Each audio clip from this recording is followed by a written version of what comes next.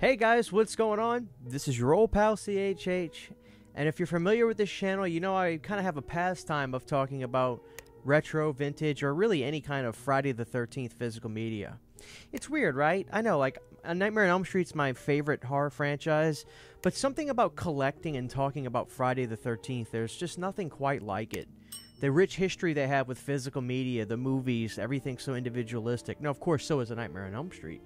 But, you know, quite frankly, there's not much to talk about in Nightmare on Elm Street when it comes to home video. I've talked about everything. But with Friday the 13th, I really enjoy going back and looking at the timelines of things. So this is a retro review talking about the Friday the 13th slasher collection. But I want to talk about what the timeline was of this and the relevance of this to my life and when it came out. As you can see, this is a 3-film collection, and it's got Jason Goes to Hell, Jason X, and Freddy vs. Jason on there. This was a really important release to me when it came out. So I just did a retrospective on Jason X, talking about my first time experiencing it, and then also talking about like how important the movie it was to me when I reconnected with it in 2010. So right about this time was like I was starting college, and I remember I was going to Walmart, had a really bad day, just dropped out of my major in college at the time, or just, I didn't drop out of college, but I dropped out of my major. I wouldn't drop out of college for another, 4 or 5 months, but it all worked out. But I remember going to Walmart, just down in the dumps. I was working, so I had money on me, and I just was trying to collect some movies and stuff like this, and I remember seeing this set at Walmart. Now, the interesting thing was there was something else I remember seeing, but I didn't get it at the time.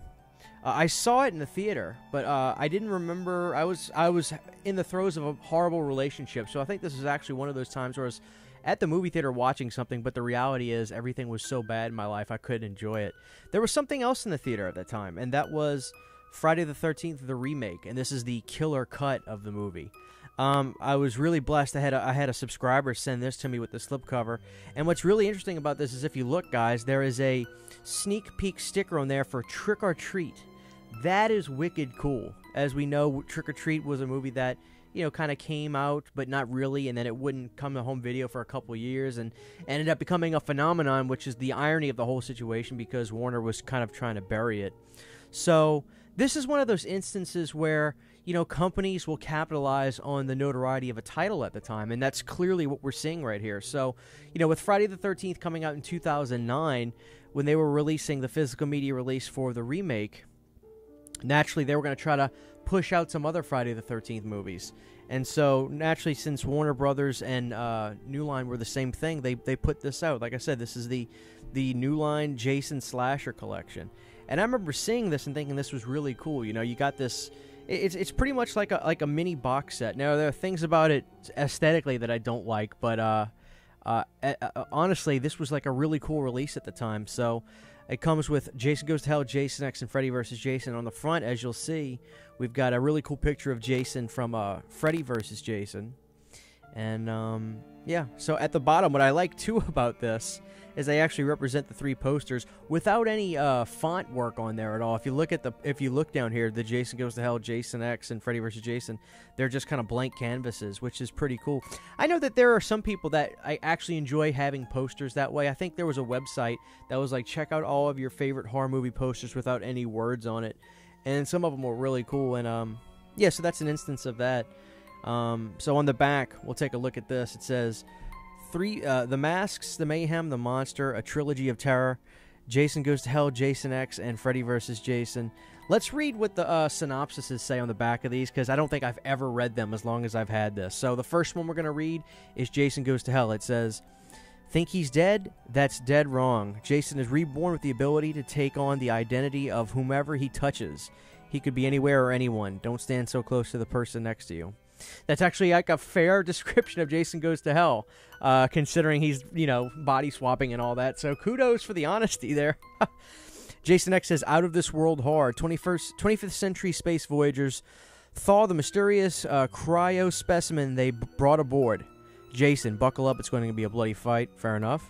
And then Freddy vs. Jason, this town's not big enough for the both of them. Not when the world's most fiendish killers each want to spill all the blood, so the awesome showdown begins. Freddy Krueger versus Jason Voorhees, winner kills all.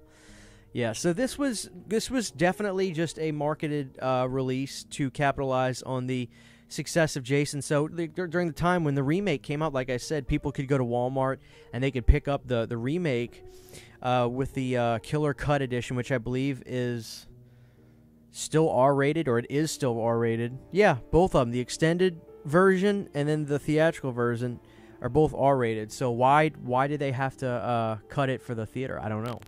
Maybe that was just a director deciding, hey, let's take this out and let's take this out. So yeah, all I'm familiar with really is the Killer Cut version. And honestly, I gotta say the DVD artwork for the remake was just way better. I'm gonna pull up a picture of it right now so you guys can see it. It was basically the poster art, and I wish they would have done that for the Blu-ray, but they didn't. So, oh well. I mean, I have the Blu-ray for the Scream Factory box set, and of course they put that artwork in there. But here was the thing about this set that I don't like. Imagine if this thing was a little bit thicker. They used these really thin DVD cases for these, and I mean paper thin. So, you know, if you got your 3 movies, look how thin they are. Luckily, they're not recycle DVD cases, so you know, they don't feel so flimsy. But maybe you're saying to yourself, well, okay, maybe you could just get regular DVD cases and swap them out, but you can't because they're made specifically for this box set, so the spines are really thin on these too. And they feature the same exact artwork that you would see on the, you know, the regular DVD releases that you could get. But yeah, imagine like going over to your friend's house, like, hey man, I brought my Jason X DVD, and you hand it to him. He's like, dude, what the hell is this? Why is this so thin? Here's the funny thing. I almost wonder if they made movies this DVD cases this thin, would people prefer it or not prefer it? Because think about the shelf space you could keep. Granted, they still do say Jason X on the spine, like that they still have all the information stuff on the spine and all that. And the cases don't feel flimsy; they're actually sturdy. But imagine if our cases all came this thin, how many movies we could fit on a shelf? You know, like I said, yeah. See, it's got Freddy versus Jason on there. It's got your new line, so everything's on there. They're just really thin. This is the only time I've ever seen something like this happen, as far as I know. And this one's even 2 discs, so they really had to squeeze that in there. So I don't know, guys. I look back at this set, and it was the way I enjoyed these movies really for the first time that they would become a part of my life forever.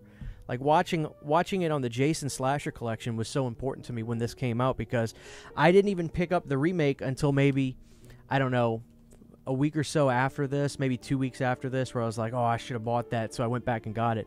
But man, I put a lot of miles on this set, guys, a lot of miles.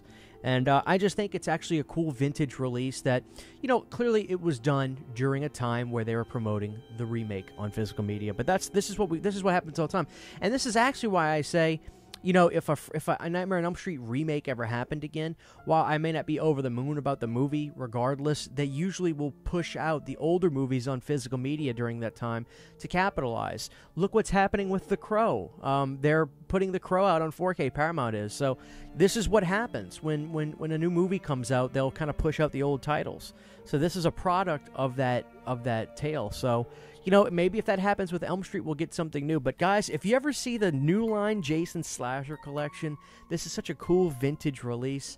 Pick it up. It's so cool. I mean, and it actually has a really cool box art and just a really cool moment in history. So there it is, guys. Today's retro review is on the Jason Slasher collection from New Line Cinema. Thank you guys for watching, and take care. Huge, giant thank you to all of my Patreon supporters. Without you guys, this would not be possible. To get behind-the-scenes photos, videos, music, private live streams, and much more, you can subscribe to my Patreon for as little as $1 a month. Thank you to my patrons.